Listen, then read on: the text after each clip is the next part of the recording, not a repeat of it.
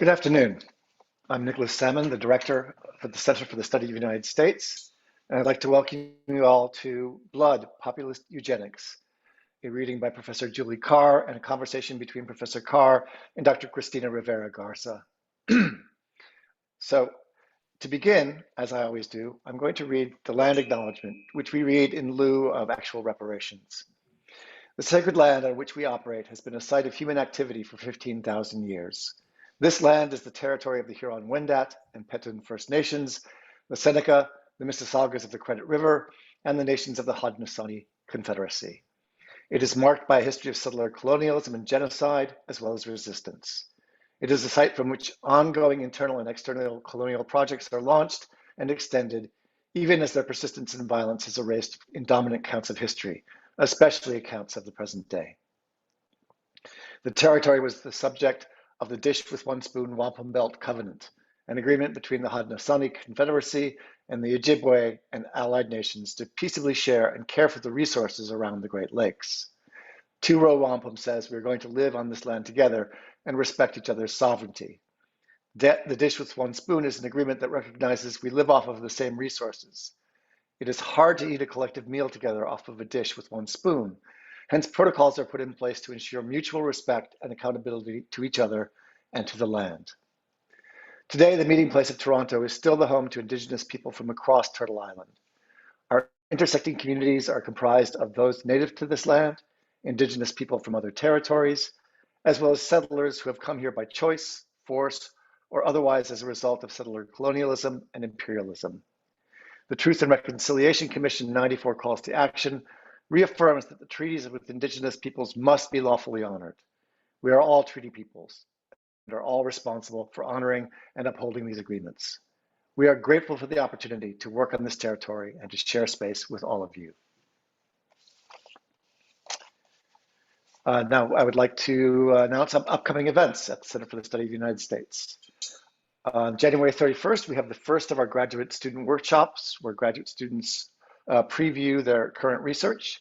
The first will be a chronology of disaster, the collapse of Texas Tower 4, Brianna Lohman, History of U of T. On February 3rd, 12 to 1:30 p.m., will be the Oxford Penn Toronto International Doctoral Cluster Lecture Series, Race, Justice, and the Ecological Legacy of the Plantation in Southern Louisiana, a talk by Justin Hosby from Emory University. On February 7th, from 3:30 to 5 p.m., the next graduate student workshop, Till All Our Tribes Are Free, Solidarity, Direct Action, and Indigenous Media Coverage of the Occupation of Wounded Knee, 1973. Hannah Roth Cooley, also History, University of Toronto. One more graduate student workshop on Valentine's Day, February 14th, from 3:30 to 5 p.m. Printed for Gratuitous Distribution, Nationalist Propaganda in 1860s America, Lewis Reed Wood, History U of T. On March 7th, the last of our graduate student workshops, 3:30 to 5 p.m., Vulture Capitalism, the Geography of Sovereign Debt Investment, Andrew Kaufman, Geography and Planning, U of T. On March 18th, we have our Bissell Hyde Colloquium being run by our Bissell Hyde Fellow for the Year, Lauren McLeod Kramer, Cinema Studies Institute, U of T, entitled Joint, a Black Gathering on Catastrophe. It's going to be a fantastic event. I urge you all to turn out for that. Equally fantastic, on March 24, we have Collectors, Selectors, Keepers, and MCs, Black Feminist Sonic World Making, hosted by Jennifer Lynn Stover, State University of New York at Binghamton, and featuring the Keepers. We'll have a time on that soon. And finally, on April 4, 2022, our F. Ross Johnson Colloquium, Infrastructure and Empire, Conversations Across Borders. I urge you to turn out for all of these. They're going to be fantastic events. One note about today's event, the chat has been disabled. So at the end, or during the entire conversation, you'll be able to post your questions in the Q&A and we will answer them at the end. All right, I now have the distinct pleasure and honor to welcome our guests for the day. Dr. Julie Carr is the author of 10 books of poetry and prose, including Real Life and Installation, Objects from a Borrowed Confession, and a book of essays, Someone Shot My Book. Earlier books include 100 Notes on Violence, soon to be reissued, Rag and Think Tank. With Jeffrey Robinson, she is the co-editor of Active Romanticism, University of Alabama Press, 2015, and her co-translation of Leslie Kaplan's Excess, The Factory, was published by Commune Editions in 2018. Climate, a book of epistolary essays written with the poet Lisa Olstein, is forthcoming from Essays Press. That's a lot. But wait, there's more. Professor Carr was a 2011-12 NEA Fellow and is a professor at the University of Colorado in Boulder in English, creative writing, and the Intermedia art writing and performance PhD. She is currently also the chair of the Women and Gender Studies Department, and she has collaborated with dance artist KJ Holmes and Gessel Mason. With Tim Roberts, she is the co-founder of Counterpath Press, Counterpath Gallery, and Counterpath Community Garden in Denver. And these are fantastic sites. If you're ever in Denver, I urge you to stop by and check them out. They're wonderful meeting places and a central hub of the community. Excuse me. Dr. Christina Rivera Garza is the award-winning author of 6 novels, 3 collections of short stories, 5 collections of poetry, and 3 nonfiction books. Originally written in Spanish, these works have been translated into multiple languages, including English, French, Italian, Portuguese, and Korean.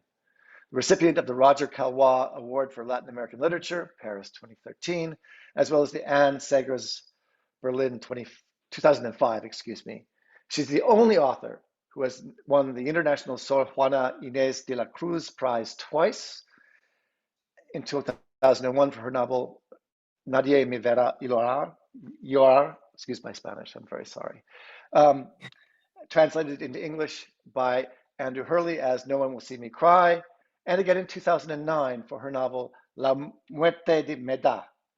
In 2020, she received a MacArthur Fellowship for her work and her scholarship and her contributions to literature and society. Very honored to have you here today, Dr. Garza. The Restless Dead, her most recent book of criticism, comparatively explores the contemporary discussion surrounding conceptualist writing in the United States, post-exoticism in France, as well as communally-based writing throughout the Americas. She was born in Mexico, in Matamoros, Tamaulipas, in 1964, and has lived in the United States since 1989. Professor Carr's forthcoming book is Mud, Blood, and Ghosts, Populism, Eugenics, and Spiritualism, 1870 to 1930. She will be speaking from and about that book right now. Please welcome Professors Julie Carr and Dr. Christina Rivera Garza. Welcome. Thank you. Okay, so I think I'm going to be starting this off by reading from this chapter. I guess, can everybody hear me? I can only get thumbs up from a couple people, but yeah, okay, great. So I just want to start by saying thank you to Nick for organizing this, and also to Christina for agreeing to come and be in conversation with me. It means a lot to me to have you here, Christina, so thank you. Nick and I went through quite a few back and forths trying to figure out if we could do this in person, but we couldn't, but we're happy to be here. And thanks to everybody who's here from wherever you're zooming in from. So as Nick said, this talk is excerpted from a book manuscript, which is titled Mud, Blood, and Ghosts. And in this, I engage a family archive to talk about populism, eugenics, and spiritualism in the American West between about 1870 to 1930. The book's main figure is my great-grandfather, Omer Madison Kem, who left behind a 2,000-page autobiography, which is stored in boxes at Creighton University in Omaha, Nebraska. There are 3 sections to this talk: party, populist, eugenics, and gas. I did include the talk as a Google Doc if you want to read along, just for the sake of accessibility. But if you do choose to take a look at that, please don't circulate that. It's published and it's still in draft form. Okay. So this should take about a half hour or so to read. Party. Omer Kem began his adult life at the age of 16. And I'm going to share a screen so you can have image of who I'm speaking about for a moment. So Omer Kem is this man at the bottom here holding the dog, and these are some of his children. He began his adult life at the age of 16, a hand-to-mouth tenant farmer in the Indiana swamps. In 1881, when he was 25, married with 3 children and facing all-out destitution, he took advantage of the Homestead Act of 1862 and moved his family to Custer County, Nebraska. Like thousands of others, Kem was granted 320 acres of grass to farm, which was a nearly impossible task given railroad rates, failing crop values, drought, and a powerful lending industry preying upon vulnerable farmers. He sold half his claim within the first year. Further poverty and debt pushed Kem towards politics as he became a founding member of the Populist or People's Party. The Populists, the most powerful challenge to modern capitalism and the two-party system in American history, as one historian puts it, were poor farmers from the plains, the Midwest, and the South, who in the 1890s organized a radical political response to Gilded Age injustices and corruption. Elected to the 52nd through 54th Congresses, 1891 to 97, Kem and other populists like progressives and populists today were outspoken critics of capitalist greed and income inequality. Congressman Kem called for the forfeiture of railroad land grants, an 8-hour work law, the nationalization of transportation, finance, and other infrastructure, the end to land speculation, protections for factory workers, and a graduated income tax so that the rich would be compelled to support the needs of the poor. During this period, Kem also became a spiritualist, visited by the ghost of his mother, sister, and son, and in a remarkable act of both appropriation and projection, developing a decades-long relationship with an invented Indian spirit he named Fleetwind, who, he believed, visited him regularly throughout his life to massage and heal his ailing body. In his later years, Kem owned a power company in Oregon and became a passionate advocate for eugenics, eagerly trafficking in the scientific racism that has long influenced US immigration and criminal justice policies, and both European and American fascism to this day. The book I ended up writing is at once a narrative history surrounding these topics and a meditation on the present, a sort of memoir.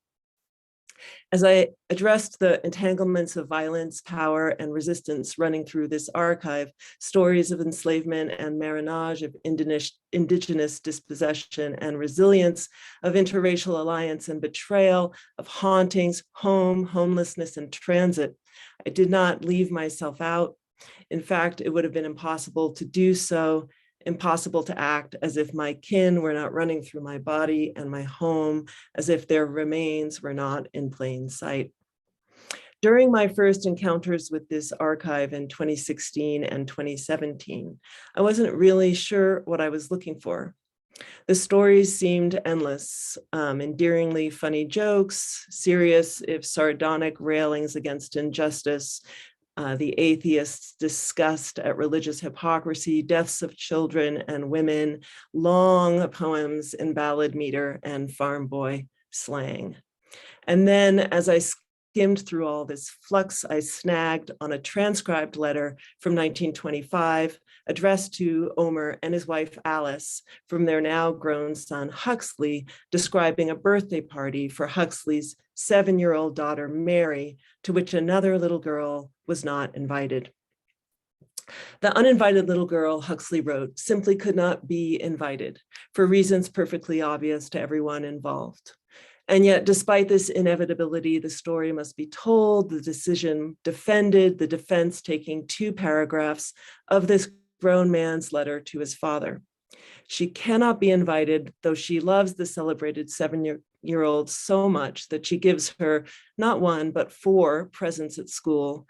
And though all the other girls in the class are invited, and she does not know why. She does not know why, and so Mary tells her why. It's because unlike all the other little girls, she's not white. As Huxley explains, the girl's mother is white, but Huxley and his wife Happy have asked around and learned the truth. Her father, in the language of the time, is an octoroon. One of his 8 great-grandparents had been Black and most likely enslaved, and most likely a woman who had been raped. The matrilineal line of racial formation that was at once a form of capitalist reproduction is the root of, and root to, practices of exclusion that are both structural and, as in this case, precisely personal. A tiny insult, a small thing, and yet it would have been felt keenly by the child who was 7. It was 1 year after Congress passed the most racially restrictive immigration law in US history, and 1 year after the militarization of the southern border. In the aftershocks of Red Summer, 1919, when all across the country, anti-Black violence had run wild, whiteness was on lockdown. Not that the rampage had ended. The Tulsa massacre, in which white people murdered hundreds of Black people in a single night, was 1921. And closer to the party, and just a few months before, 700 Black laborers at a construction site had been driven off in the dark of night by a mob of white workers, and many of the Black men shot or beaten, and their entire neighborhood destroyed. What happened at the birthday party might seem worlds apart from ongoing and overwhelming mob violence, but small and large acts of brutality reinforce one another, relying on the same exclusionary logic. Every form of dominance signals a lethal conclusion, writes Judith Butler. What must be noted, therefore, is less the cruelty surrounding the party, since such cruelty was commonplace, and more the reasoning through which both father and son justified humiliating a small child. She was perceived by the Chems to be dangerous. Chem Sr. puts it this way. The greatest mistake that was made after the Civil War is that the races were not segregated then. The time's coming that when a white couple gets married, they will not know for sure whether their children will be white, Black, ringed, streaked, striped, or spotted. Take the little girl you speak of. She seemingly is white, and where she's not known would pass for white without question. And yet, if she marries a white man, some of her children may be as Black as the ace of spades, which shows that the old Southerner was right when he said that one drop of Negro blood contaminates the whole. We have not come to the real grief yet as a result of freeing the slaves without providing a safeguard. A safeguard. Omer Kem had bragged about his abolitionist uncles who'd been active in the Underground Railroad. His political heroes who'd written him letters from beyond the grave were Lincoln and anti-segregationist Benjamin Wade.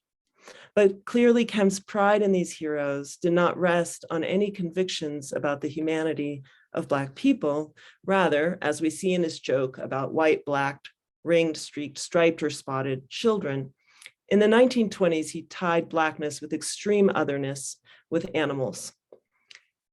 An arrogant Negro is an animal without sense or reason, Huxley had written, and was not by his father contradicted.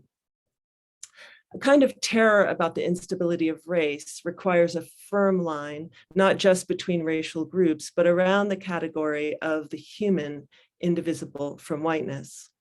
For both men, Blackness is a biological threat, and Black blood an astonishing resistant contagion. The disease Blackness carries is the disease of no longer being a person.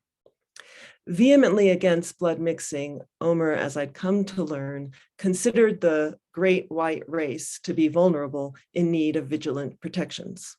In letters to family, friends, and newspapers, Omer and some of his 13 children, not all of whom lived past childhood, promoted firm racial segregation and a corresponding eugenic program aimed at first defining and then weeding out an ever-increasing list of subhuman types: the idiot, the imbecile, the feeble-minded, the moron, the criminal. Eugenics, most simply the science of better breeding applied to humans, was embraced by scientists, physicians, criminologists, politicians, welfare professionals, ordinary people across the US and elsewhere throughout the first decades of the 20th century. Believing that controlled breeding could promote fitter, smarter, more moral genetic strains, eugenicists advocated a range of practices and policies, from birth control to marriage laws, from the institutionalization of the disabled to severe immigration restriction, to finally the elimination of undesirable people through the forced sterilization of those deemed dysgenic. As a prime aspect of biopower, eugenics sought to steady racial class and gendered hierarchies by at once controlling sexuality and pathologizing racial and sexual minorities, disabled people, and the poor. In Oregon, where the Chems lived at this time, a surgical sterilization bill was signed into law in 1917. There's a long history to that. Back and forth. Dr. R.E. Lee Steiner, superintendent of the state hospital, reported having sterilized 16 people by 1918. All of these 16 cases, both males and females, were flagrant masturbators or sex perverts, wrote lead eugenicist Harry Laughlin. A few years later, the pace picked up, and Steiner reported, quote, no untoward or unfavorable results from the great many operations performed. While the state's early victims were mostly men, the progressive physician Bethenia Owens Adair, Oregon's most avid eugenics crusader, offers the following descriptions of, quote, feeble-minded girls who have become pregnant and who should, in her opinion, be sterilized. Mary, 30 years old, cannot learn to read or write. Angie was a ward of the Boys and Girls Society, was put out to work and became pregnant. Her child is a monstrosity. Velma is a most repulsive degenerate. Ella, staggering gait, her brother was the father of the child. Paulina, 16 years, sweet, lovable disposition. Her mother was a working woman. Bertha, mentally dull. Her uncle was the father of her children. Ituala, 16 years old, incorrigible, sexual perversions of the worst type. Laura M. was put in the family home of a man with 3 children to do the work and became pregnant there. Like Owens Adair herself once was, these girls and women are poor, illiterate, and abused. Nonetheless, she views them as a poison and sterilization the only means by which to purify the river of life. In 1911, a Kansas doctor with a similar philosophy described the effects of sterilization on women under his care. Quote, one girl has become obese. Menstruation ceased in all cases with atrophy of uterus. Breast atrophy noted in all cases. All desire for sexual intercourse and all erotic fancies apparently removed. Skin more fair. Skin more fair, a seemingly uncalled for side effect, takes its place alongside the desexing of the mind and body as motive cause for the eugenical project writ large. And while eugenics in the US did not signal people out specifically by race, as we see in Kem's reasoning about his granddaughter's birthday party, eugenics and racism were indivisible. It's not only that the leading eugenicists also happened to be aggressive white supremacists, or only that coerced and compulsory sterilization tended to target people of color. It's that vigilant racial segregation, including racist immigration restriction, was justified by eugenics. A party to which you must be invited and to which you can thus be excluded, a party in which life itself is the celebrant and class and race, the measure of life's success, is one way to describe white America in 1925. The party's theme was purity, and like all things supposedly pure, it was only precariously so. For only an insecure and always already violated identity could require such strict protections.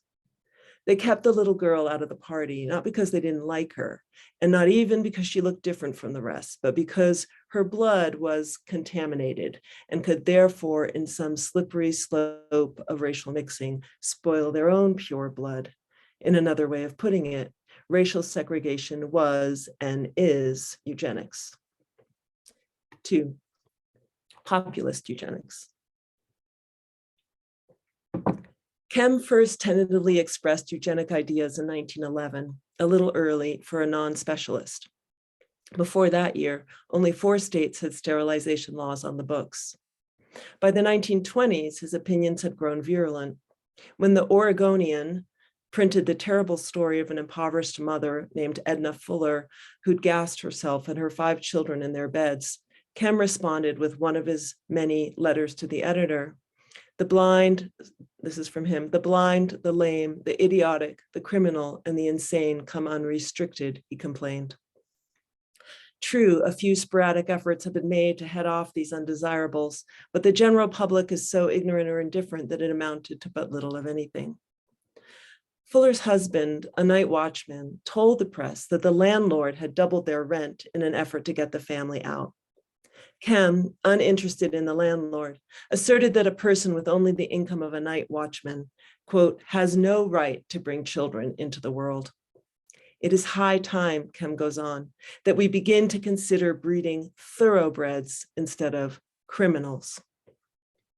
This letter earned Kem an admiring response from a man named Mr. Schumann, a member of a Portland-based fascist organization, the Nordic Aryan League of America, who addresses Kem with Aryan greetings. Kem finds the writer a little batty, but does not hesitate to respond. Repeating the joke he'd made a year earlier about black, white, ringed, striped, or spotted children, he confides, the only way this calamity can be averted is to sterilize all participants in mixed marriages. Clearly, barring one girl from a party was not safeguard enough. As a populist in Congress, Kem had argued that a man, quote, with a family of 10, struggling to feed, clothe, and educate his children, deserves governmental support paid for by taxes on the rich. Now, he no longer sees poverty as a function of bad policy, but of bad genes. While in one sense, Kem's shift simply follows progressive era scientific trends, the eagerness in which he grabs hold of biofatalism prompted me to ask whether his populist past, despite its egalitarian principles, had in particular ways prepared him to ever more precisely partition the human into categories of relative worth. Were settler populists, I wanted to know, especially primed to become eugenicists, and if so, why? And just as an aside, I'm talking here, when I'm talking about populism, almost exclusively about plains populism. So Southern populism was different because there was also a Black populist movement in the South, and which had an adjacent but also different agenda than white populism did. And that's a really important story, but I'm not able to talk about that right here.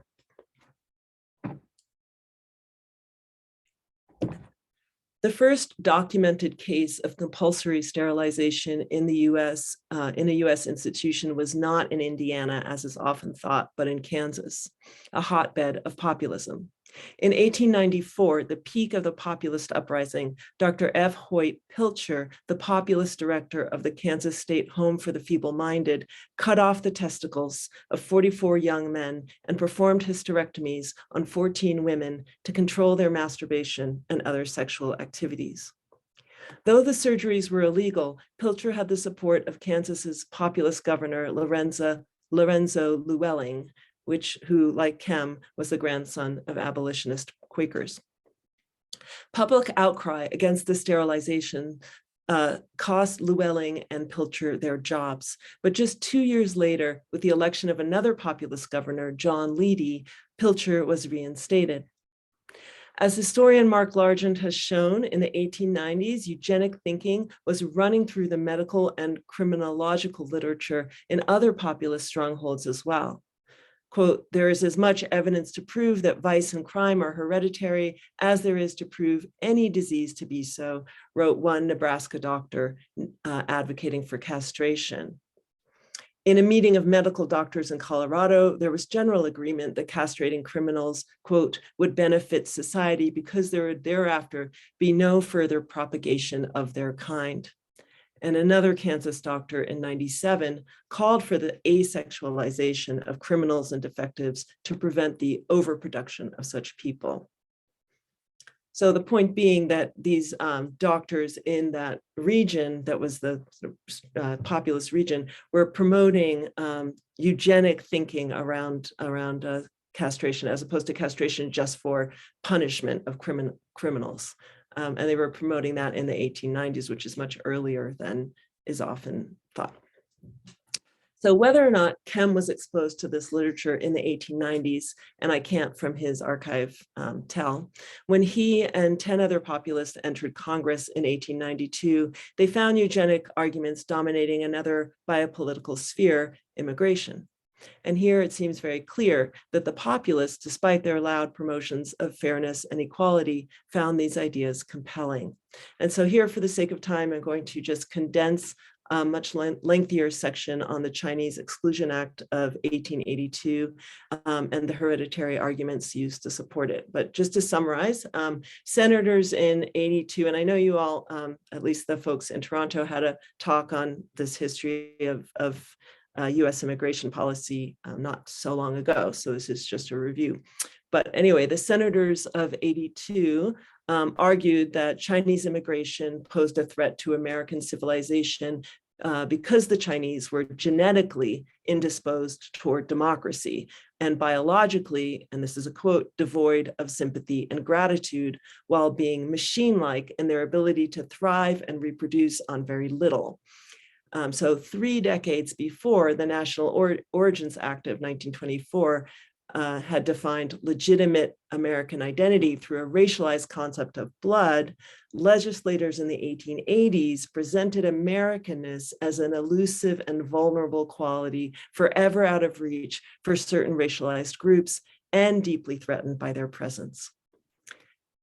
As is common, street violence accompanied legal violence. In San Francisco in 1877, in Denver in '80, in Washington and Wyoming in '85, in Wichita, Kansas in '86, Chinese immigrant-owned properties were razed and hundreds of Chinese people beaten or murdered. Much of this violence was perpetrated by members of the Knights of Labor, an organization that Kem belonged to in the 1880s and which was allied with and a precursor for populists. The Knights leader, Joseph Buchanan, publicly described the Chinese workers as, quote, "so many leeches sucking our blood," and encouraged members to butcher every thieving, infernal Chinaman in the country. And some clearly followed that suggestion. In 1892, when Kem and the other populists were first-term congressmen, the Chinese Exclusion Act was set to expire. After listening to hereditarian arguments, even more extreme than those posed 10 years earlier, every populist voted to extend the act, making it even harsher than before. But this extension was not without opposition. In the House, 42 no votes came from all over the country, every region except for the Pacific Northwest, and included both Democrats and Republicans. Only the populists were unified in supporting total and brutal Chinese exclusion. And I just want to point out that these arguments by senators were made, these hereditary arguments were made kind of in lieu of arguments about jobs. You know, it's often thought that Chinese exclusion or other immigrant exclusion has to do with protecting American jobs for Americans. But in this case, they in fact explicitly said, this isn't really about jobs. It's about race. So only the populists were unified in supporting total and brutal Chinese exclusion. After all, as first-generation settlers from Western states, they had benefited from ethnic cleansing already. Eugenics is a technology of sex, it's Foucault, aimed at establishing biological rigor. And like other forms of bio-necropolitics, it responds to a felt weakness and paranoid vulnerability in the dominant population. Plains populism arose out of a condition in which settler farmers were deeply insecure in their relation to the land, which was nonetheless the foundation of their identity as free men. They'd been granted the land as remedy for poverty and as a path towards independence, but when the land didn't yield, or when unregulated industries exploited their need, the lie of independence was laid bare. It makes sense then that some settler homesteading populists like Omer would seek to relocate the source of legitimacy, this American legitimacy, from where they lived and what they did to who they thought they were, that is, from the land to the blood. Blood was the symbolic marker of value, class, race, and strength. But blood in its propensity to spill and pour from the cut or wound is also a sign of bodily vulnerability. Menstruating people are, of course, especially bloody. Blood flows without even a breach of skin. The menstruating or maternal body provides proof of how porous and permeable our boundaries are. And so, while contaminated blood was the dominant metaphor for genetic mixing, because the vehicle for contamination was thought to be heterosexual sex, racism and sex hysteria often go hand in hand, as we see today.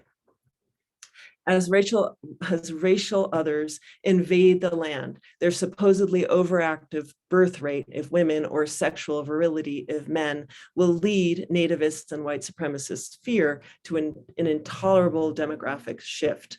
Today's far-right obsession around birthright citizenship and so-called anchor babies is just another iteration of the fear that as non-worthy immigrants flood our shores and borders, they'll flood our maternity wards too. So in the chapter, there's a long thing in here about the Trump lawyer, John Eastman, who worked at my university and has made for a long time arguments against birthright citizenship. And I went, had a little interaction with him that I write about, but I'm not gonna get into that here. So here's the last section, it's just about 5 more minutes. And this is called Gas. The final pages of Kem's autobiography are something of a jumble. Included are the last letters Omer exchanged with his oldest friend, Jim Ream, before Jim died in 1933. Though Jim and Omer had been homesteading populists together, as they'd aged, their politics had grown apart. Omer had moved farther to the right and Jim farther to the left. Their letters from the 20s and early 30s show this strain. Omer insists on eugenic answers to the country's economic ills and social pressures, and Jim, who had become a socialist, insists on political ones. But pushed by Omer to explain the practical side of socialism, Jim responds with an ethics. All life, vegetable or animal, he writes, is endowed with a spark of divinity. Each and all are entitled to all the blessings of life that anyone is entitled to enjoy.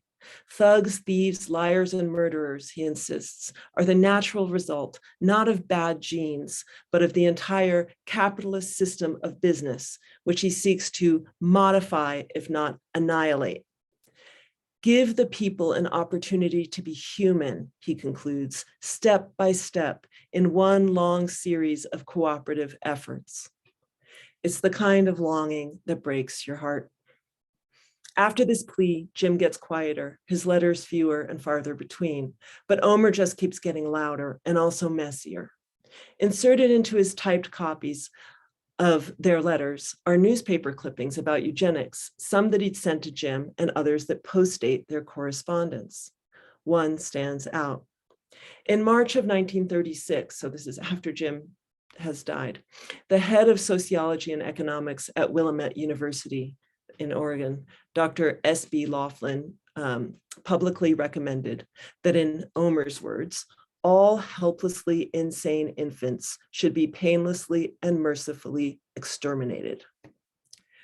Dr. Laughlin defended his scandalous remarks in the Oregonian, using the same talking points that Omer had been repeating since 1911, At present, there are more than 100,000 feeble-minded in the United States and more than 350,000 insane. Figures show that 75% of all mental diseases and afflictions are hereditary, yet critics claim that my proposal is impractical and impossible. Omer had not only clipped Laughlin's defense, he also commented that it showed the necessity of prompt and vigorous action. Omer wasn't alone in finding Laughlin's suggestion plausible. Even Oregon's governor, Martin, defended Laughlin, saying he was right in principle when he advocated the chloroforming of children. Of course, by drawing attention to this event, Omer is not explicitly endorsing the gassing of, quote, insane children, but he's certainly not condemning it either. Indeed, what the Nazis named as euthanasia, but is actually just murder, is the logical development of Omer's position, as history has shown. The Nazis murdered hundreds of thousands of mentally and physically disabled children and later adults, including those deemed mentally ill or chronically criminal, in hospitals and clinics outside of the camps beginning in 1939. But populism, it seems, could go another way. And that other way was there all along as well. The populist concern for justice and equity, for the love of the whole people for each other, which is from the Omaha platform, the populist platform, might, if followed like a current, carry one toward a widening ocean of inclusion. All the people of the earth are deserving of life and its blessings, Jim had insisted, and he went further. All life, vegetable or animal, is endowed with a spark of divinity. This too is populism, an eco-inclusive populism that believes, to borrow from the IWW, the organization that Kem despised and Jim admired, an injury to one is an injury to all. I found it strange and intensely sad that Omer's oblique reference to infanticide was jammed in with his final letters to his oldest and dearest friend. Still fighting with Jim's ghost, he could not let their argument go. But at the same time, it seemed as if he didn't quite want to win.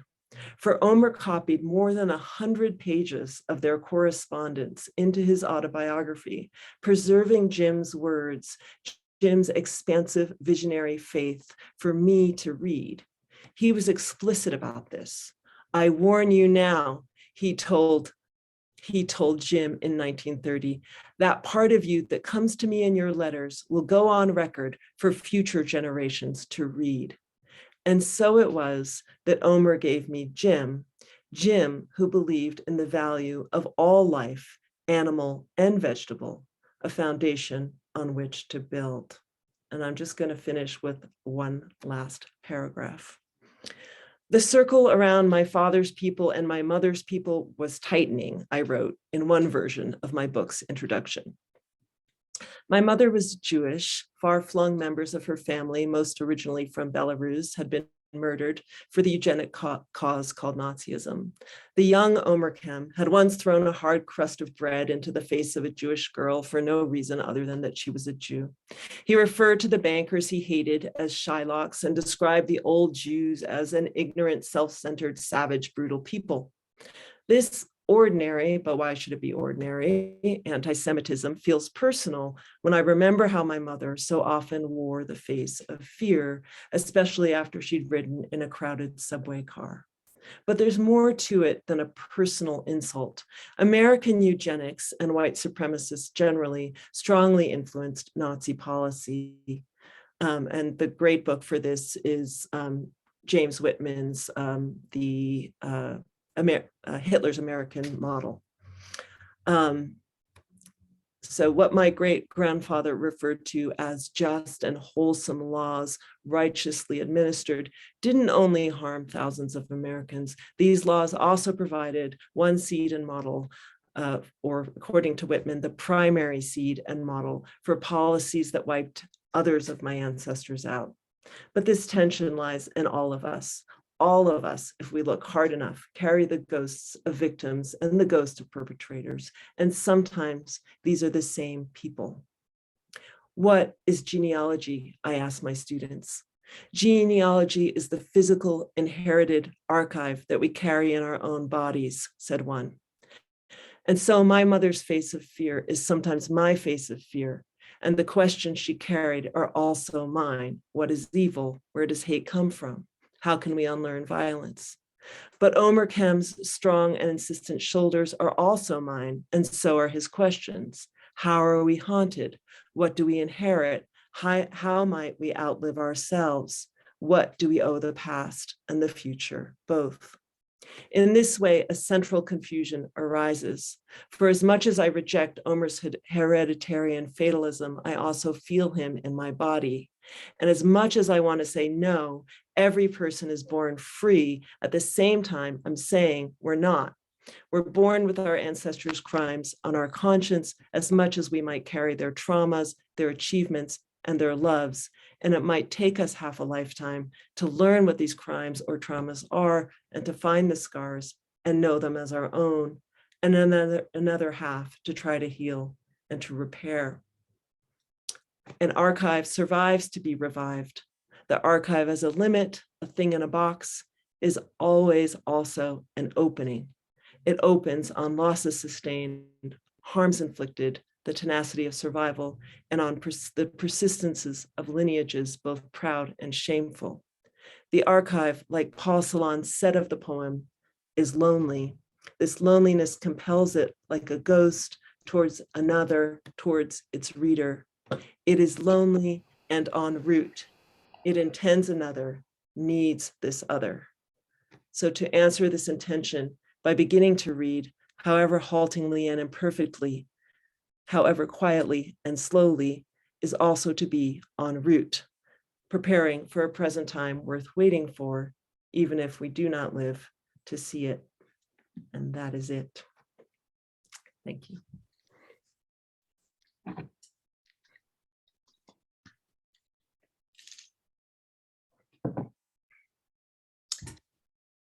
What a terrific lecture, Julie. Thank you so much. Thank you. Let me thank first the Munch School for the invitation. I'm very, very happy that you invited me to engage in dialogue with you about this very powerful and very urgent book. It's I feel quite lucky to have had the opportunity to read the whole manuscript, the whole book in its manuscript form. And I'm very serious when I say that I'm going to find, I'm going to take any opportunity I can get to assign this book in my classes. I don't teach US history per se, but I deal with issues of creative writing across borders and with issues of land and archive, both archive making and writing based on archives. So this book is a wonderful lesson in both accounts. So thank you for that. I have 3 general questions that I would like to pose to you, because I know that there are other people here and they might want to ask questions as well. And one of them has to do with the relationship that you are building all throughout the book between land and identity.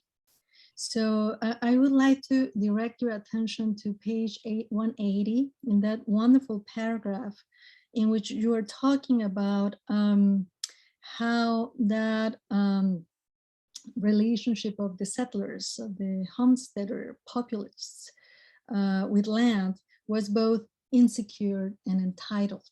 Mm-hmm. You are mentioning precisely in the paragraph that it is in that shift as they were relocating the source of their legitimacy of their identity from land to blood, from territory to body, that we can explain or find an explanation for this surge in populist eugenics. But this paragraph makes so much sense in the general context of the book, because in previous chapters, you've been building precisely that relationship with land. Mm-hmm. So you've been documenting entire cycles of dispossession, cycles renewed of accumulation. So it's not only obviously about the dispossession of Native American land, but you continued mentioning and analyzing legislation for example, in regards to the drying of the swamps Yeah. In the Midwest. So perhaps, I don't know, this question has to do more with content. I hope to move to archives and something else in my second and third question. But I was very, very taken by this connection, because at that point, I thought that this book became what I've been describing as a geological writing. So you are linking in a very meaningful and powerful ways territories and bodies, and the political meaning of these tremendous, massive shifts. Yeah. Just as an aside, anthropologist and feminist thinker Rita Segato has made a similar claim for the 20th century, how this source of legitimacy is moving from land to body.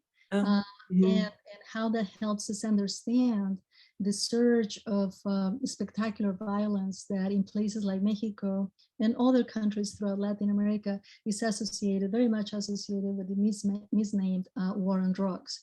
So perhaps if you could talk to us a little bit about how you build that case for land and the cycles of land of accumulation that are central to the previous chapters of this book. So I think that eugenics as a movement, as an ideology, and as a practice might be materially connected. Yeah, yeah. I mean, that's kind of the argument that I ended up finding. And I didn't think I would find an argument. I didn't think I would find an answer to the question of why. And of course, not all populists became eugenicists, but in this case, what might be the relationship between settler populism and eugenics? And I didn't find anybody else really writing about that, and I didn't think I would be able to answer my own question. And as a kind of provisional answer, but one that ended up making a kind of I don't know, a kind of solid sense to me. I started to think about that relationship to the land. And so, in this story, as I said in the very beginning, Omer was basically a teenager trying to be a farmer in Indiana and did not own any land. He was a tenant farmer, and there's a kind of a reason for that. The reason why the white poor farmers could not, many of them could not purchase land, could not own land in Indiana, and it has to do with what you mentioned, the Swampland Act of 1850, which was basically the privatization of huge amounts of public land in Indiana. And with that, which was handled very corruptly in Indiana, differently in different states, enormous pieces of land went to just a few landowners. Many of those few landowners were speculators from Boston and New York. So, for him, this really did end up meaning that he could not make a living in Indiana, and he could not establish himself as, an independent person. So he was just moving from, year to year, and just like Laura Ingalls Wilder's father, moving year to year from land to land, trying to survive and unable to. So, when I say hand-to-mouth farmer, really mean it. And so, this was the case for obviously so many people trying to farm in these Midwestern states, and the Homestead Act was created in part to rectify that particular problem and to give them land. And so once they were given land, that was supposed to mean that they became independent. And when he arrived in Nebraska, and kind of found his homestead, what he said was, I am one proud boy.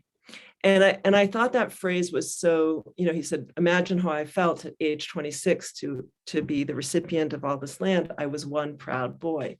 And, I just found that phrase so meaningful. Like, of course, it resonates with the Proud Boys for us now, right?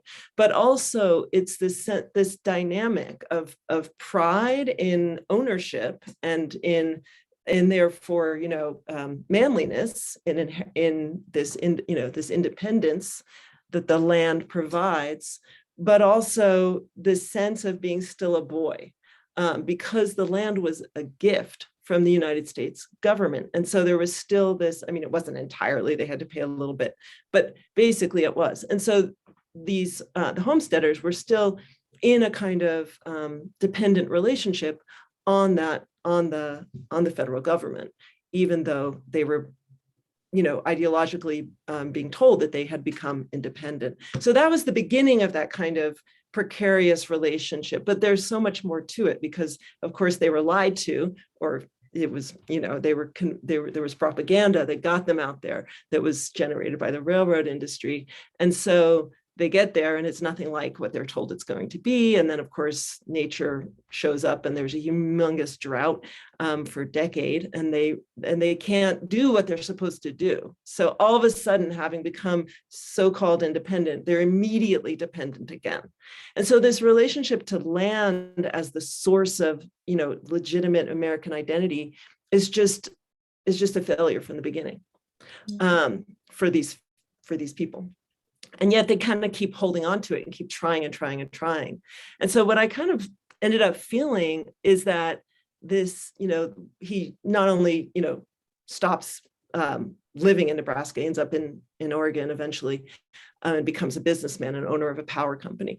But that there's this kind of loss that happens there. You know, there's this loss of a kind of idea of self. And with that loss, you know, how are you going to re-find that that power essentially? And so, yeah, it seems as if it is found through racial identity, or as you say, through the body instead. Yeah. It's quite a powerful argument. In many ways, it is telling us that racism is way more than an ideology, right? That is a practice, and that is anchored. It goes back precisely to this very basic and material relationship to land as such. I was especially taken by the two adjectives that you mentioned before in the paragraph that I read, that to be insecure and entitled at the same time. Yeah. You do a wonderful job at explaining why both make so much sense in that precise historical moment. Yeah. The other thing, well, there are plenty of for those of you who haven't read the book, you will find plenty of these details of lots of information, but at the same time, arguments that very clearly and in a very persuasive way are linking them, are you know, providing an alternative way of understanding these very changing times and their main characters. I was also very interested in the way in which you link both the I, you know, the Julie Carr as an author, the we, the family, but also the they, right? How you are able to weave both family history and regional history, national history. As I said earlier, body and territory. And as you mentioned just now, the past and the present, understanding these claims, populists. I don't know, the echoes are so very much alive with us in this present day United States. And you were able to do that because of a work that I admire very much, the work with archives. You started this conversation mentioning the family archive that you had to locate in several places. In the reading today, you mentioned a paragraph that I also underlined when you said that Omer had copied more than 100 pages of that correspondence with Jem, and you said, "For me to read." And that is a sensation that I profoundly share with you when I'm going through the archives, through documents, both official documents in the state archives and personal documents in family archives.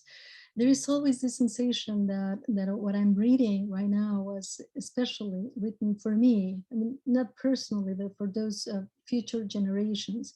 But there is that sense that in the typing and retyping, the writing and rewriting, the copying, the transcribing of notes, these authors are very much thinking about us and our reading of them and the reweaving into contemporary history.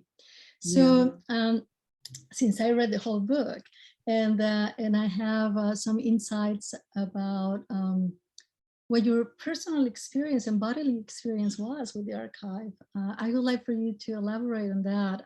I was especially taken by scenes in which, when you are running into documents that are not very easy to read, that are painful history, and you mentioned I was nauseous. I had to stop. Mm-hmm. That was been also my case. I did a lot of research in the medical files of an insane asylum, general insane asylum in Mexico, and reading some of these stuff was tremendously painful. I had to stop. I had to go out of the archive and try to calm down to be able to come back. There is a very emotional and bodily based relationship to all these documents, and perhaps you could talk a bit about that specific practice, about you're finding, looking for, finding, and then reading, and then bringing it back into this story. Yeah. Well, I feel like I could start on many different places. I have a cousin who lives in Oregon who I became kind of close to through this process, named Chris, who was long before I became interested in this archive. He was obsessed with, and still is really, with this whole, with Omer and this whole story. And Chris, when I first met him, and I went to Oregon and met him, and he has, sort of bags and bags of photos and letters and things from the family. He said that, he asked me if I believed in spiritualism, if I believed in ghosts. And, I kind of thought, I don't know if he's kidding. So I was like, I don't know, maybe, and I said, do you? And he said, well, I'll say that when I'm reading Omer Kem's stuff, I do sometimes look over my shoulder. I do feel like he's in the room, and I absolutely understood what he meant. And there is that feeling when you're reading that, especially when you really just kind of keep reading, and when you're reading the actual pages as opposed to the PDF or whatever, that the people are in the room with you. And that's kind of a burden in a sense, because, especially, I mean, there's a strange thing when they're family members, right? Because you don't want to hurt them. And yet they hurt you and they hurt others, and so in a sense you have to, in order to be honest, in order to speak, the truth. And so I think there's a kind of there's an emotional intensity to kind of being in that relationship to a family archive. And I think everybody feels it who works in this way. That feeling of nausea that came upon me when I didn't know anything about the eugenics. I mean, our family, had talked about Omer Kem. He's kind of like a charming character and also a hero, because, I come from a very progressive and liberal family. And, what we knew, or what I had been told, and was not, a huge amount, but enough to make me feel kind of proud of Omer. I mean, there's some great things that he says. And he seemed like a, kind of an anti-capitalist hero. And he spoke for the working people. And that was something that we all were proud of. And so when I first started reading, I knew it would get more complicated, but I didn't know in what way, because I knew nothing about the racism. I mean, not that it's a huge surprise or anything, but I knew nothing about that. And I knew nothing about the eugenics. And so when I first encountered it, I was just like, wait a minute. And I remember I texted my husband and I said, oh, he was a eugenicist. And my husband texted me back and he says, they were all eugenicists then. And, in a certain way that's true, but in another way, it's actually not true. I mean, there were a lot of people who were anti-eugenicists and who understood that there was a genocidal impulse in eugenics and were working against it. And so it's not true that everyone is eugenicist, even if many people were. So, when I kind of first read it, I just kind of put it away. I was kind of like, and I said, well, that's enough for today. I can't, and I just felt like I just didn't want to know, for a minute. And then of course I went back, and there were times when small things like this birthday party just, really hit me, and it just did, and so, yeah, there was moments of tears welling up, or of nausea in relation to it. And that's just, I think, partially because it is family. When I first started working on this, I remember talking to one of my kids, and they were like, I said, when I found out about the abolitionists who were part of the Underground Railroad, and I was like, oh, look at that, something to be proud of. And my kid was like, who cares? Just because they're related to us doesn't mean anything. We don't need to be proud of that. That's, the distant past. I mean, he was a teenager. And I was like, well, does it? And that's, I think, one of the really big questions that we're grappling with, in this country. Does it matter that they're in our history? What is blood? Really is the question. Yeah. No, you are so right. I was when I read your manuscript, I was thinking on how brave you were, and how honest too. There is a lot of subtlety in your emotional approach to these stories, but there is no ambivalence. You are very critical, but there is no contempt either. Oh, that's So good. just achieving that kind of care, even in the face of uncovering information that is definitely not nice, right? It's not something you want to espouse or you want to be connected to, and yet here it is.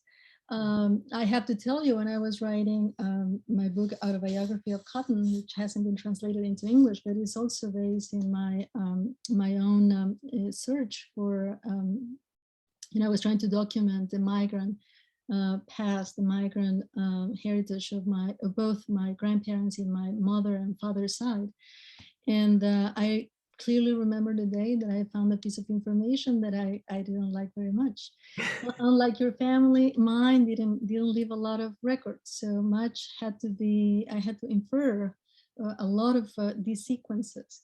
But then I found a marriage certificate that clearly stated that my paternal grandfather had married a woman who was at least 20 years younger than him, and that this has un rapto, she had been kidnapped. And that just all my alarm system went off, and I was thinking, oh my gosh, do I want to get into that? And, it was very difficult because that is related obviously to gender violence, which has played a major role not only in the recent history of my country, but also in my family. So I wasn't sure. And so I stopped writing the book for almost a year. And then finally I had to decide what approach to take. So I can only admire what you did here, because you faced, you convey the content of those documents, and you are very careful in stating a position that is very complicated. You don't make it easy for us either as readers, and I very much appreciate that. It turns out that we know very little about family, right? As we are told so often, write about what you know, and we immediately think about, well, we know about our families, we know about ourselves, and it turns out that as soon as you start doing research, that we know very little, that this is perhaps the territory that deserves more and more attention. And you mentioned, even now in your answer, you are very critical about the hereditary fatalism, the biofatalism of Omer. And in fact, you once confessed that you are very astonished by the fact that he saw himself as genetically pure, even though there were plenty of examples in his own family that such a purity was not there. There were cases of mental illness. There were many other aspects that of course, if he had been as critical of his own upbringing and himself as he was of others, he could not have counted himself as a member of this pure population. Right. But then you mentioned that even though you're against that, and you just said it again, we carry within ourselves these ghosts. And we carry also the crimes and the achievements and the scars. And you hope that eventually that what we do, this writing, this uncovering, this encounter with the past, this realization that the past is not the past, that the past is with us, in these layers that make up our present. You mentioned the words, the verbs to heal, repair. And these would be my questions. So I would like for you to speak a little bit about that, about is that possible? Is that healing and repairing possible? And in what ways? And what, is writing enough? Does it require anything else? And what this anything else might be? Yeah. Well, that's a huge question. Yeah. I guess one of the ways to begin to answer that question is to sort of ask what and who are we healing or repairing, right? To start with this self, I think that truth telling, or as close as we can get to that. I don't know if I fully believe in the concept of truth telling, because, as you just pointed out, it's a process, right? It's unfolding and unfolding and unfolding. And of course, when we narrativize, we create our own truths, and then we recreate them. And so, telling history is telling story. And telling story is an act of creation as opposed to, some kind of revelation. And so, but I think having a sense of the complexity of our own bodily and sort of familial and material inheritance is healing. And by that I mean is preparing us for a more ethical relation to other. So I think that, the sense of entitlement that I know as a white person in America, but, in lots of other ways as well, I carry, has to be complicated and has to be understood within multiple different contexts of racialization and dispossession. And with that understanding comes a sense of, hopefully comes a sense of a stronger sense of responsibility to other, right? And so the question is writing enough? Definitely not. In some sense, it might be all you can do because you only have one life, but it's not enough. And so, I think that the thing is that we don't only write, like most of us, most human beings, we're not stuck in a little room only writing. We also interact with the world. We create in other ways. We create community in other ways. We have political projects, hopefully. We have relationships to people in our communities, at our workplace, everywhere. And so, I think that the act of writing hopefully does something to us as individuals. But for sure, it's not just that, it's also, what you hope to do, what you hope that the writing does for others, and I'm not going to say more because it's 3:15 and I want to see if other people have questions, but this is like the huge question. And I'll just repeat, no, writing is not enough. Okay. Okay, I think that was the signal to go to the Q&A. Thank you both. This is an incredibly resonant reading and conversation. And I too really relate to that notion of we carry forward both trauma and crime and the good parts as well, and that it's a matter of delving equally into all of them. That really struck home, and it makes me so much wish that after this event we were in the same place and could go out for drinks and dinner and talk through those histories together. It's very, very meaningful for me. So thank you so much. I want to go to the Q&A. There was a question before. Mike Drid wanted to say thank you very much. He had a wonderful time and had to leave early for a meeting. And so the first question up, and I hope there'll be more. Everybody out there, please post your questions in the Q&A, and I will take them as they come. Clark Whitehorn says, Julie, great talk. I'm curious, what distinctions do you draw between U.S. nativism and U.S. populism? Yeah, well, hey, Clark. So Clark is an editor at University of Nebraska Press who's helping to hopefully bring this book out into the world. So thank you so much. So nativism and populism. I mean, so this has been, I think this is a big question in the sort of populist literature, and as sort of historians of populism have reported, and as I've seen by reading the sort of argument of whether the populists were really nativists or not so much nativists goes back and forth with the time, right? And so, you know, the most recent study done by, I forget the first name, Gertes and another, okay, well, a couple scholars whose name I'd have to look up. What they did was they researched, they tried to answer this question of the relationship between populism and nativism through researching the language that populists use in the populist newspapers and literature, you know, the sort of the literature that the populists themselves produced.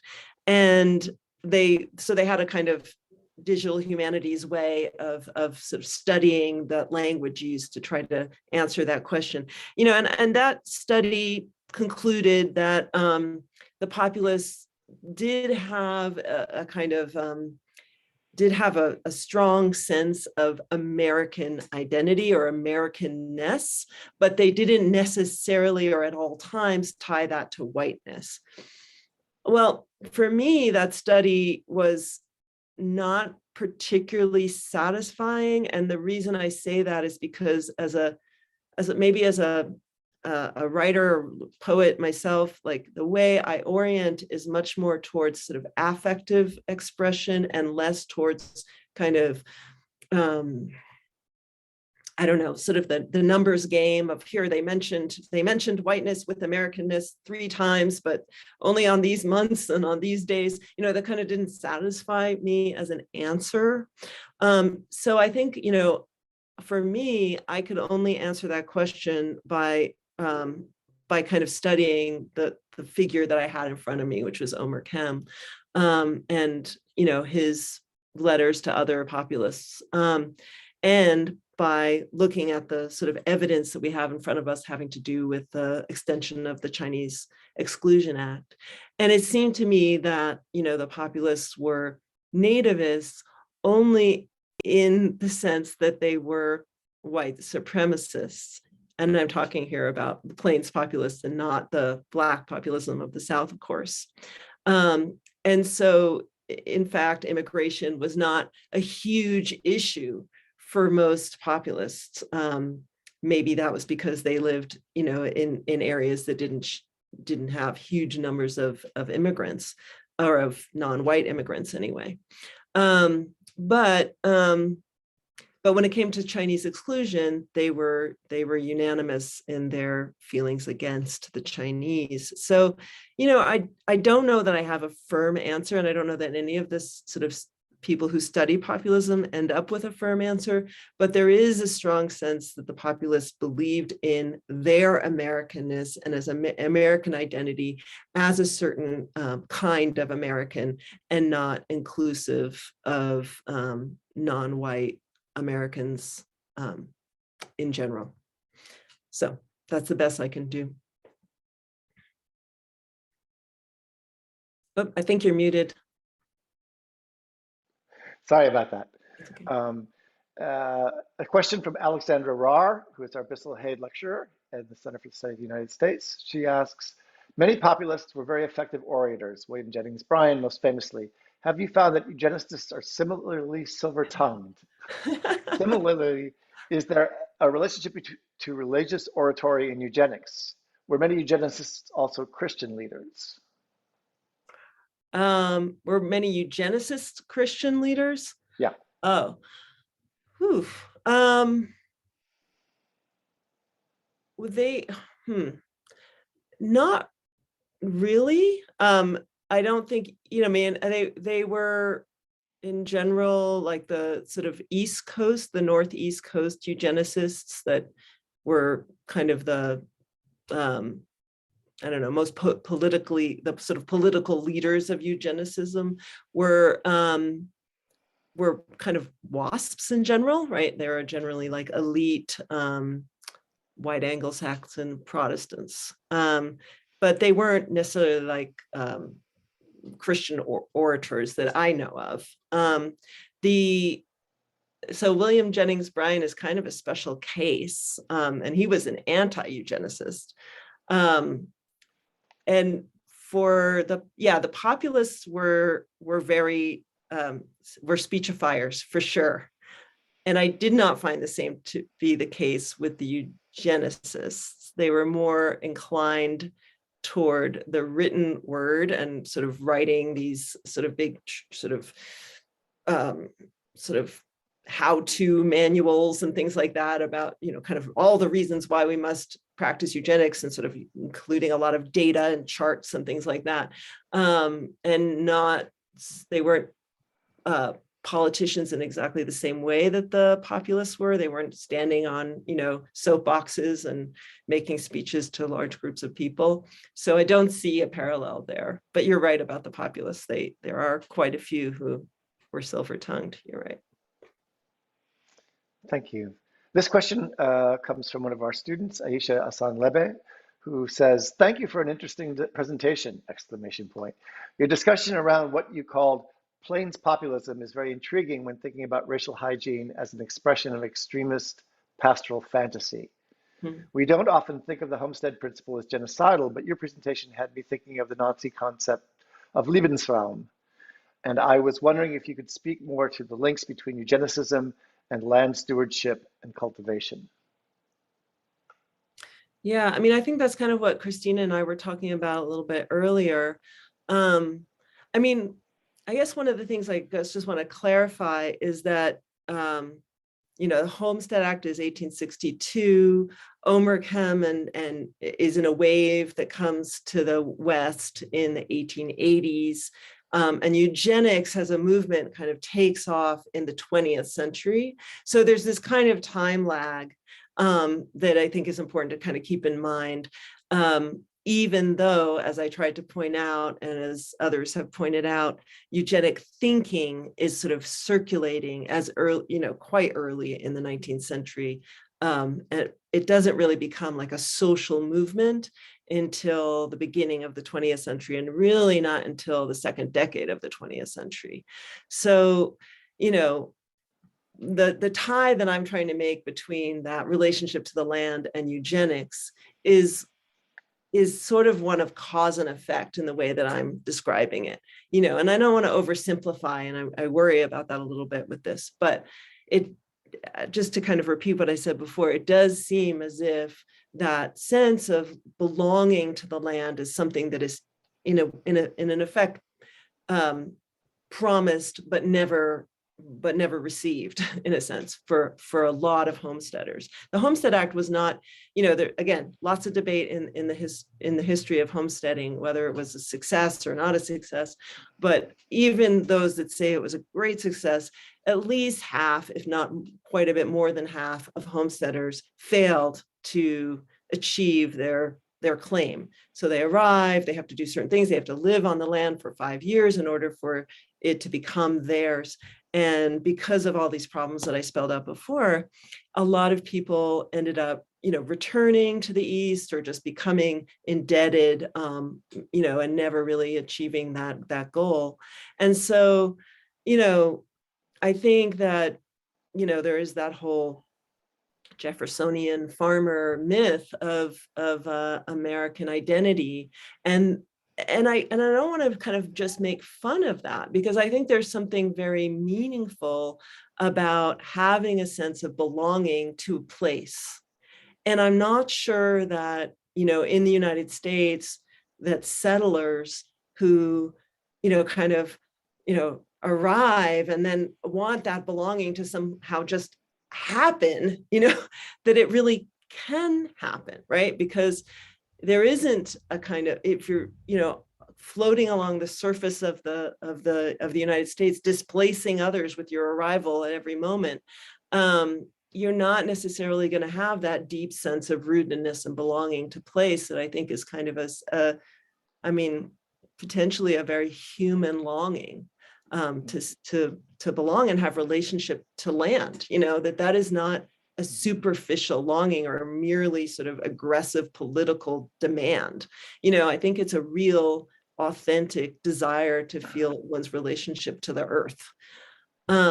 So I think that that's something that settlers in general, and United States settler colonialists even more so, and people moving around based on, the Homestead Act, again, are all longing and not having, and with that lack of rootedness and that lack of placeness, comes a kind of a sense of being alienated, you could say. And I mean, again, I don't want to oversimplify. This is not everybody and everywhere, but I do think that, for white settlers, there isn't that rootedness that is so wanted, both as a form of identity as free people, right? But also for a kind of bodily and human desire. And without that, something must take its place, right? How do we know ourselves to be ourselves? I think that's where race kind of kicks in, or can kick in. Thank you. Christina, I don't know if you have anything to add. I just want to make sure that you have space to join in if you wish. You okay? All right. I just wanted to make sure. Go ahead, please. Okay, because there are more questions. And Adam, if we could run a little bit over 5:30, if you both are willing to do that. There are a few more questions in the Q&A. I'll just assume that we can go at least an extra 5 minutes, if that's okay with you guys. Sure. Michaela Cruce asks, can you tell us a little bit more about the early stages of this research process? How did you envision this project when you began to look at your family archives? And are there any significant ways in which your vision changed as you brought Kem's writing into conversation with broad trends of US history and the history of the US West? Yeah. Shout out to Michaela. Michaela was my research assistant all last summer and just kicked ass, was absolutely amazing, is absolutely amazing. And yeah, it's just huge gratitude. So this story is kind of the beginning of the book. I knew about this archive, it was kind of something that, my brother knew about, my dad knew about, we knew that this huge autobiography existed at this library, but, we basically had never seen it. And it was the summer of 2016. I had been to the Republican convention as a protester. We pretty much had this, all right, I won't lie. We didn't think Trump would win, but we knew what was going on, and so there was a kind of urgency, a political urgency to that summer, for all of us. And I decided on a drive across country to just take a look.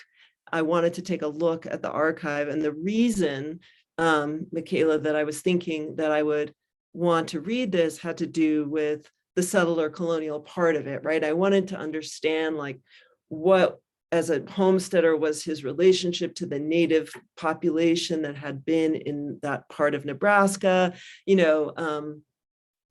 There was a lot of questions I had about specifically that. So I was thinking about displacement, and I was thinking about settler colonialism.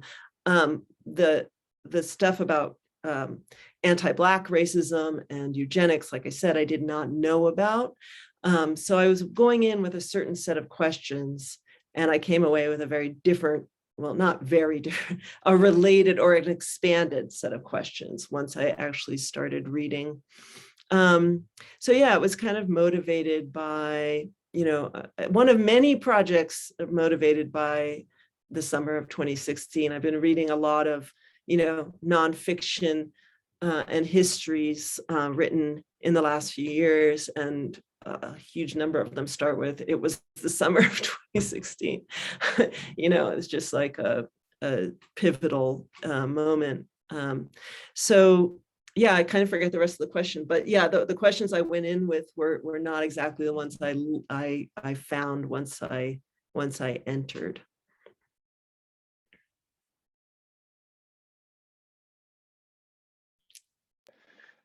Amy Beth Sisson asks, wonderful talk and compelling material. How do you approach the form your work will take, essay versus poetry or art? Finally, a question about form, yay.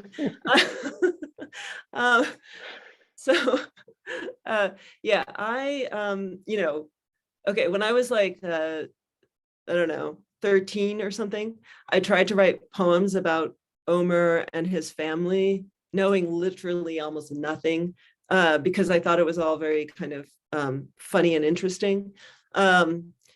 After that, I never tried to write poems about history again in that way anyway. But with this, I think I had been knowing that I was going to write it in prose from the very beginning of realizing I was going to write something. And a lot of people, because I'm a poet, a lot of people would ask me, are you going to write poems? Is there going to be a sort of cross-genre element to this? Are you going to, is there going to be poetry involved? And there just never really could be. And so it's been kind of a strange kind of identity shift for me that I really couldn't go into that mode. And since finishing this book, I have been writing poems again. And it suddenly became completely clear to me that writing poems is very much about present time. And I think I maybe didn't know that for myself. It could be something else for someone else. For me, it is so much about actually documenting what it is to be a body in the present. And that just, of course, that's a little bit of what I was doing, but mostly that wasn't what I was doing. And so that for me right now is a kind of a dividing line between writing about, writing history and writing poems, is that one is engaged with this moment right here in this body right now, and the other is trying to to connect this body right here to all of this stuff that is both kind of past and future. And then the other thing about it is that this is just kind of funny, but Omer was a poet, and he was a really, really prolific poet, and he wrote like tons and tons of poems, and they're all throughout this his autobiography, and they're really long and they're super exhausting. And in a certain way, I just couldn't like respond to these poems with poems, in a certain way. I almost had to like put poetry in a different box because his poems were in fact kind of annoying me, even though they were kind of endearing at the same time. So that's just kind of a joke. But, really it was about, just the need to research and to understand, and that, poetry is not about that. Poetry is about something about, sensation, so that, at least for me. Let me just add something right here. Because I was remembering, Julie, that time that we went hiking in the Colorado mountains, and we both were talking about these projects, these archive-based projects. And you were talking, I remember, if I remember well, one of the issues there was that you had so much information, too many threads.